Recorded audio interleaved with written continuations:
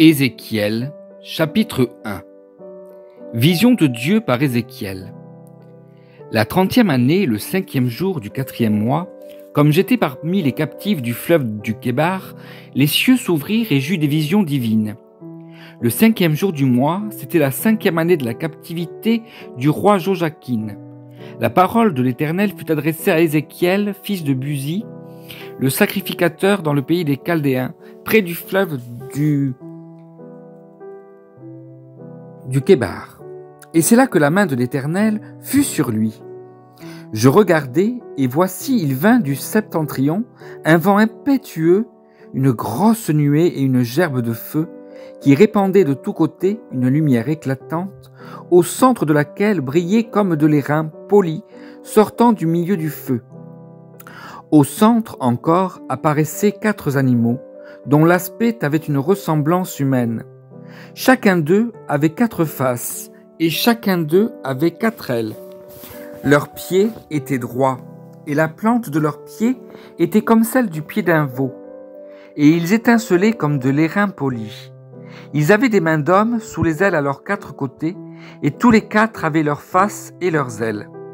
Leurs ailes étaient jointes l'une à l'autre, ils ne se tournaient point en marchant, mais chacun marchait droit devant soi.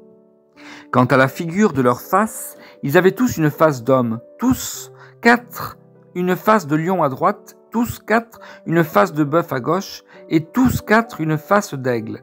Leurs faces et leurs ailes étaient séparées par le haut, 2 de leurs ailes étaient jointes l'une à l'autre, et 2 couvraient leur corps. Chacun marchait droit devant soi. Ils allaient où l'esprit les poussait à aller, et ils ne se tournaient point dans leur marche. L'aspect de ces animaux ressemblait à des charbons de feu ardent, c'était comme l'aspect des flambeaux.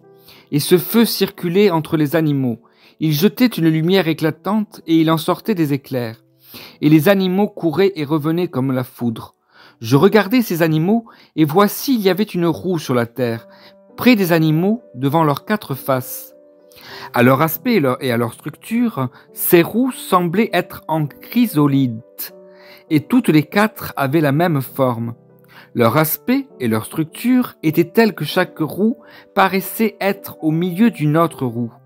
En cheminant, elles allaient de leurs 4 côtés et elles ne se tournaient point dans leur marche. Elles avaient une circonférence et une hauteur effrayantes, et à leur circonférence, les 4 roues étaient remplies de yeux tout autour. Quand les animaux marchaient, les roues cheminaient à côté d'eux.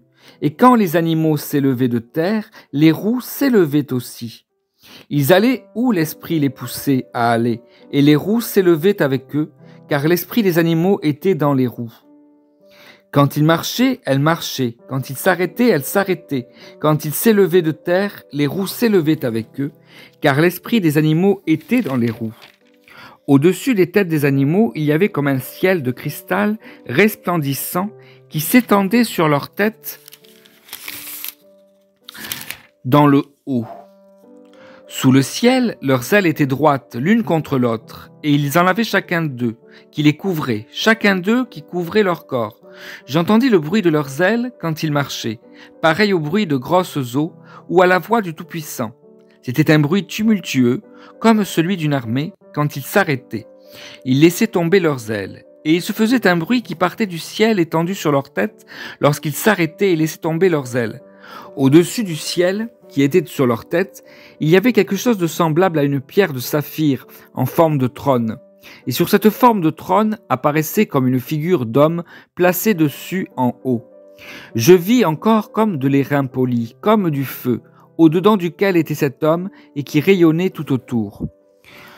Depuis la forme de ses reins jusqu'en haut et depuis la forme de ses reins jusqu'en bas, je vis comme du feu et comme une lumière éclatante dont il était environné. Tel l'aspect de l'arc qui est dans la nue en un jour de pluie, ainsi était l'aspect de cette lumière éclatante qui l'entourait. C'était une image de la gloire de l'Éternel. Amen.